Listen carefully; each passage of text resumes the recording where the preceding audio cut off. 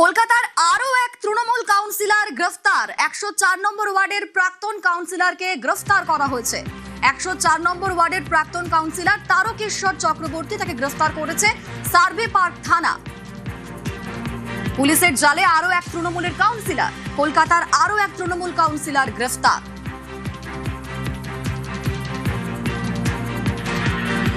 উনি বিভিন্নভাবে একটা জাল বিস্তার করেছেন। শোভন চ্যাটার্জি যখন মেয়র ছিল, শোভনের সাথে সখ্যতা বাড়িয়ে বড় 11 চেয়ারম্যান হয়ে বিস্তীর্ণ অঞ্চলে জাল বিস্তার করেছিলেন এবং বেআইনি ফ্ল্যাট থেকে আরম্ভ করে তার যে সাকরেত যারা ছিল কন্ট্রাক্টর, প্রমোটার, কর্পোরেশনের যে টাকা পয়সার বড় বড় অর্ডারগুলো নিয়েছে, কাজগুলো ঠিকমতো না করে সেই টাকাগুলো তারা বিভিন্ন জায়গা, যেমন পুকুর বাঁধানো থেকে আরম্ভ করে কোনো জায়গার স্বাস্থ্যকেন্দ্রের কাজ, বিভিন্নভাবে টাকা কাটমানি এবং এইসব চালু করেছেন। দেখতে গেলে খুবই ভদ্রলোক। রামকৃষ্ণ সারদার বাণী ছাড়া চলেন না উনি। ওনার দুইজন, এক হচ্ছে রাহুল ঘোষ আর দুই হচ্ছে বিট্টু, এদেরকে নিয়ে মহিলা কেস আছে। বেছে বেছে দেখতাম কম বয়সী মহিলাগুলোকে আসতো, এই মহিলাগুলোকে চাকরি দেবো, এই করব ওই করব। আর একটা জায়গা যে 2012-তে টেটে কিন্তু উনি 12 থেকে 14 জনকে যে চাকরি দিয়েছে, কেউ 7 নাম্বার পেয়েছে, কেউ 5 নাম্বার পেয়েছে, কেউ 11 নাম্বার পেয়েছে। এবং মিরাজুল বলে একটা ছেলে, আমি বলছি গড়ফার ওদিকে পেছনটাতে লোকনাথ মন্দিরের পেছনে ভাড়া থাকতো ছেলেটা, তাহলে কোনোই ছিল না, শুধুমাত্র এসছিল তারকদার সঙ্গে থাকতো, থেকে চাকরি পেয়ে এখন সে চলে গেছে বহরমপুর।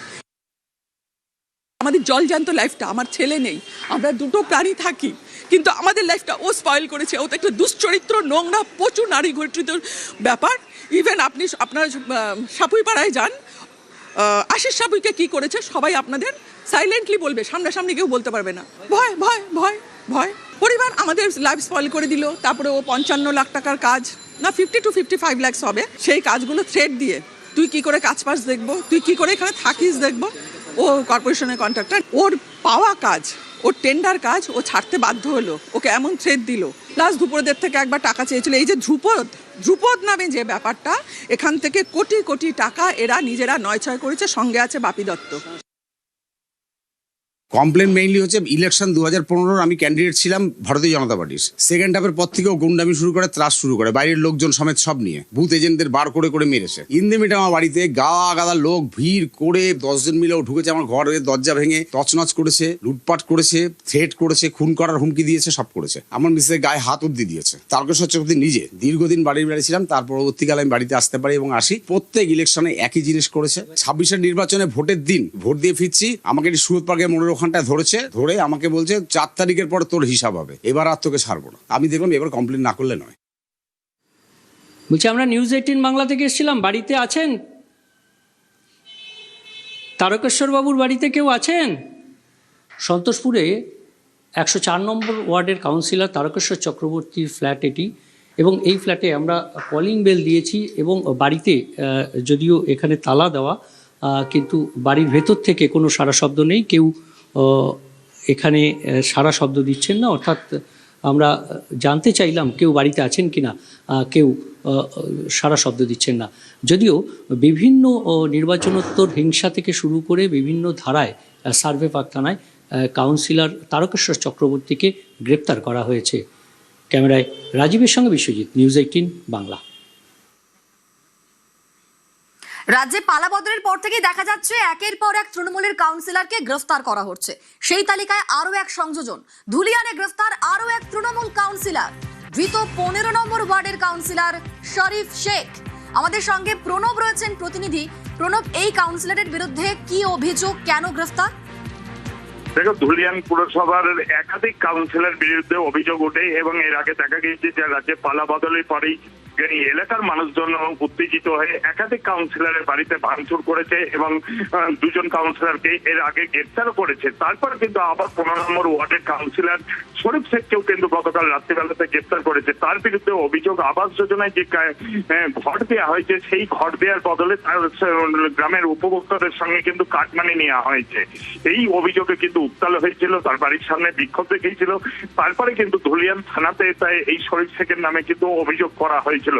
তারপরে গতকাল রাত্রিবেলাতে ধুলিয়ান থানার পুলিশ তারা কিন্তু গিয়ে তাকে গ্রেপ্তার করেছে এবং তাকে পুলিশের নিজেদের হেফাজতে নিয়ে কতজনের সঙ্গে টাকা নিয়েছে এবং কার কার সঙ্গে টাকা নিয়েছে সেগুলো কিন্তু জানার চেষ্টা করছে শামসারগঞ্জ থানার পুলিশ।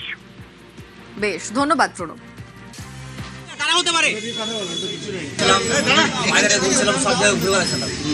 আবাসিক কাটমানি নেওয়ার অভিযোগ, ধুলিয়ানে গ্রেফতার আরো এক তৃণমূলের কাউন্সিলর।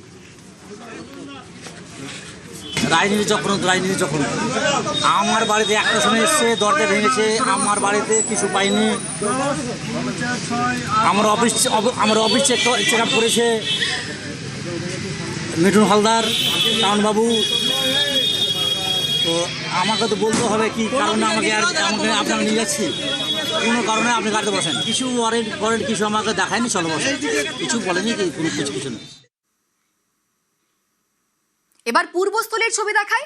পূর্বস্থলীতে তৃণমূল নেতাকে লক্ষ্য করে ডিম ছোড়া হলো।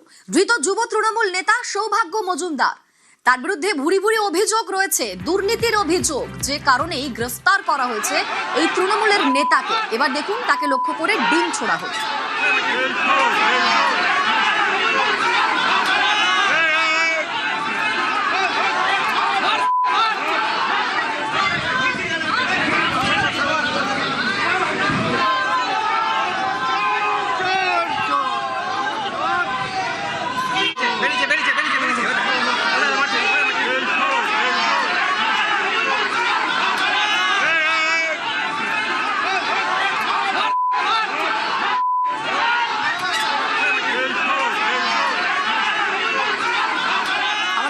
নবকুমার রয়েছেন প্রতিনিধি। নবকুমার, আমরা ছবি দেখলাম যে আদালত চত্বর থেকে বেরোনোর সময় একেবারে তাকে লক্ষ্য করে একের পর এক ডিম ছোড়া হলো। সাধারণ মানুষ যারা ডিম ছুড়লেন তারা কি বলছেন, কিসের রাগ?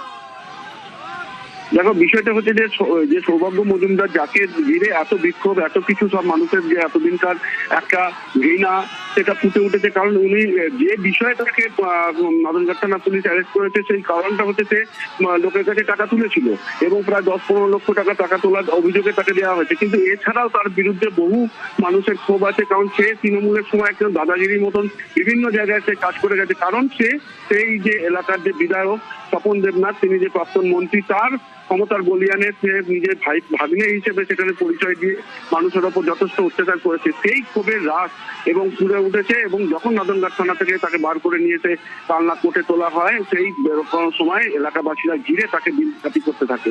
এই ঘটনার পরিপ্রেক্ষিতে এলাকার মানুষ তারা ভীষণ খুশি এবং পরবর্তীকালে তারা দাবি রাখছে যে সব থেকে যন্ত্রণাদায়ক যে মন্ত্রী সে এলাকায় যে বিভিন্ন কাজের সাথে লিপ্ত ছিলেন, বেআইনি কাজের সাথে, তাকে অবিলম্বে গ্রেফতার করা হোক।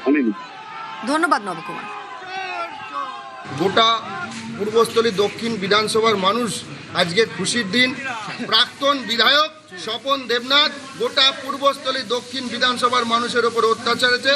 আজকে থেকে পূর্বস্থলী দক্ষিণের সমস্ত চোর ধরা শুরু হলো এবং আজকে তার শুভ সূচনা হলো। তবে আমার মনে হয় উনি অবৈধ ভাগ্নে, না হলে অবৈধ কাজের সঙ্গে কোনোভাবে উনি জড়িত থাকতে পারতো না। ভাগ্নেকে দিয়ে শুরু করলাম এবং আগামীকাল মামার পালা।